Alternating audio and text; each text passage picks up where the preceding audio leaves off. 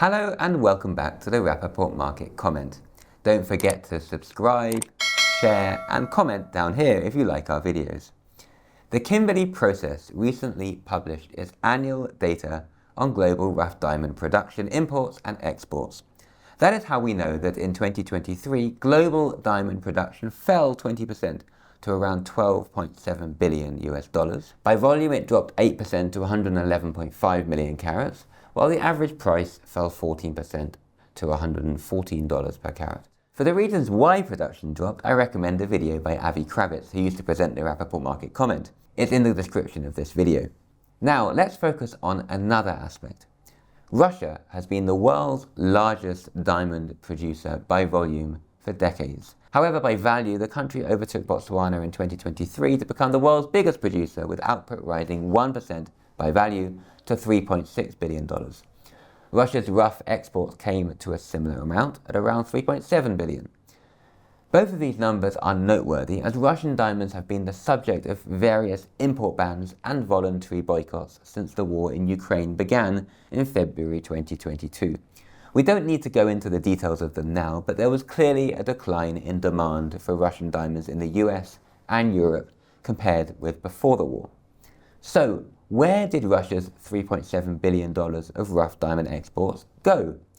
Full information is not publicly available. Alrosa, Russia's largest diamond miner, used to publish its revenue by location of customer, but stopped doing this when the war began. However, private KP trade statistics show that around 40% of Russia's exports in 2023 went to the United Arab Emirates, which contained Dubai, according to my anonymous source who works in the Kimberley Process circles.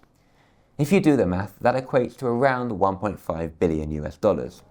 Some 30% went to India and 20% to China, the source estimates. The remaining 10% went to markets such as the European Union, which includes Belgium, as well as Belarus, an ally of Russia.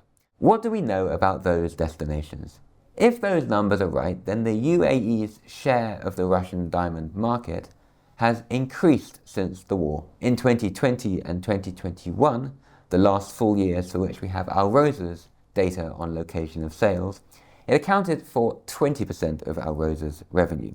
It's clear that the European Union is importing less rough from Russia than before. Belgium was constantly Alrosa's #1 market. In 2020 and 2021, it accounted for around 35% of the miner's sales. Furthermore, statistics from the National Bank of Belgium show that Belgium imports of rough diamonds from Russia fell from about $1.7 billion in 2021 to $1.4 billion in 2022, and then slumped to around $310 million in 2023.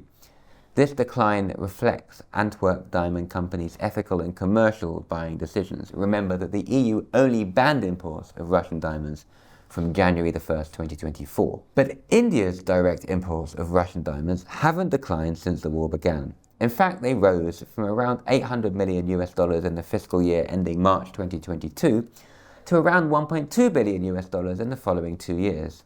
That matches our estimate that 30% of Russian rough was going to India. The years are off slightly because the KP follows a calendar year, while India follows a fiscal year ending in March. As for other countries, data for China's imports from Russia are unavailable as far as I know. Also, Belarus reported to the Kimberley Process that it imported around $36 million of rough diamonds from Russia in 2023. That works out at about 1% of Russia's total output. In summary, Russia's diamonds have continued to reach the market, mostly going to Dubai and India. But there is one outstanding question. As we reported in February, Alrosa's revenues increased 9% in 2023 despite sanctions. Yet the company also reported that its inventories of rough diamonds grew by some $306 million during the year.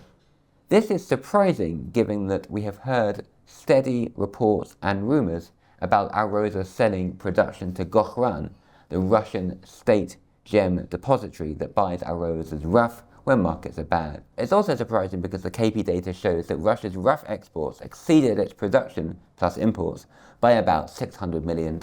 Is Alrosa growing its stock of diamonds or reporting an excessive stock for another reason? Let us know what you think in the comments. This video is sponsored by Rapnet, the world's largest and most trusted diamond trading network. If you buy or sell diamonds, Rapnet is the right solution for you. Find out more at rapnet.com. Thanks for watching and enjoy the rest of the week.